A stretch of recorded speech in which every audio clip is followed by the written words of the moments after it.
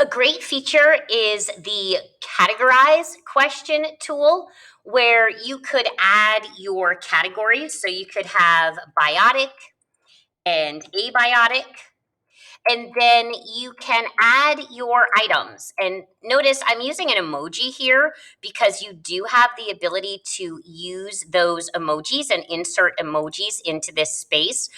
So maybe we decide that we're going to use that fox. We're going to say item 1.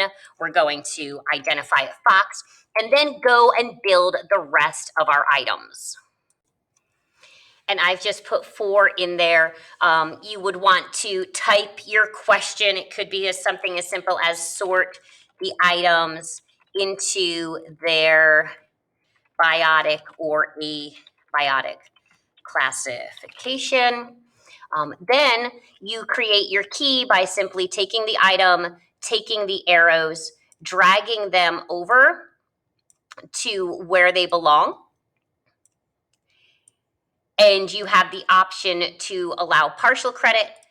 You could randomize the order if you chose, and then of course tag to your standards. Categorize is a great way to help students sort of sort and visualize content and concepts.